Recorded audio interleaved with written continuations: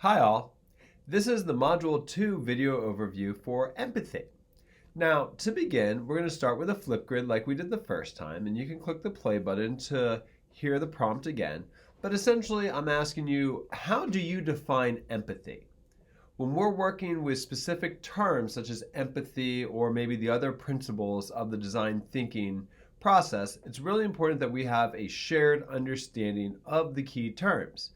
So in this one, I want you to explain what empathy is, maybe offer an example, and then if you'd like, after some of our classmates post, go ahead and respond to them.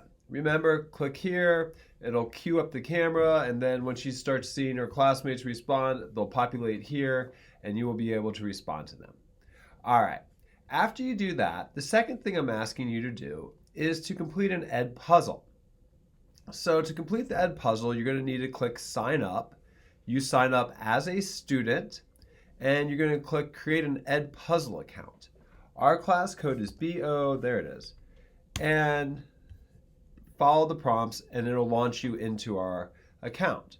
All right, so what an Ed puzzle is, in brief, is essentially you rip a YouTube video or a video somewhere else online, and then you can trim it, meaning you can take a little bit off the front and a little bit off the end, and you can add some different questions or prompts into it, and then it'll formulate that video along with those questions into a audiovisual experience for your students that you can then assess. So think of some times when you've had to watch a video and perhaps you're worried that there's not engagement or you want to hold your students accountable for engaging the video.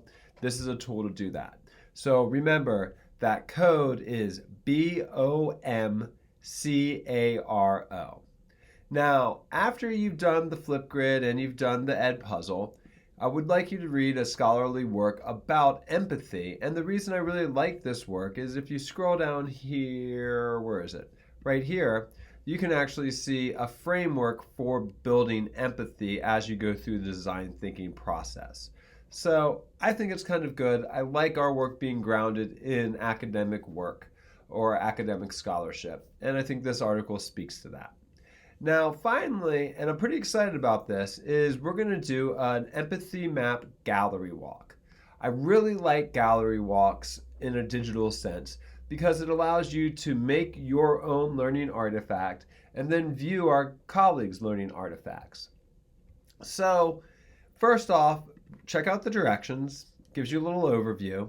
And then secondly, you can see this example that I did. I apologize, I couldn't quite get Photoshop to agree with me about a few things on the trimming, but sometimes you gotta make it work, right? So in this one, you can see the prompts. So first off, explain the problem. What is it that you're looking at? Now, you don't have to have a defined problem, but you need to have like a focused area of interest. On the directions, you can see that I offer a few down here, and you can see I have another one up here. And then pretend that you're working or you're talking to someone who is impacted by this problem. Perhaps you know them personally, perhaps you would interview them.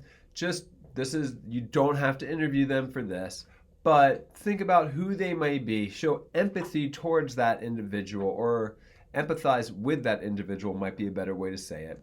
And do your best to respond to questions 1 through 6. They go kind of clockwise. It's a little funky. But check it out. Let's see what we can do. We will be doing a deep dive into empathy mapping later this semester. Now, as you go through with the gallery walk, after you kind of understand it, then what I would like you to do is pick one of these templates. There's enough for everyone, right? Pick one of these templates, put your name on it, describe your problem, and then go through the different steps. After some of our classmates and colleagues have added their empathy map, I want you to check it out. And I'd like you to give them a little feedback. The way you do that is you'll just highlight an area that you want to give feedback and click the comment button, and then you can click new and you can type in your feedback. It's a really nice way to show some engagement and to work and provide peer-to-peer feedback.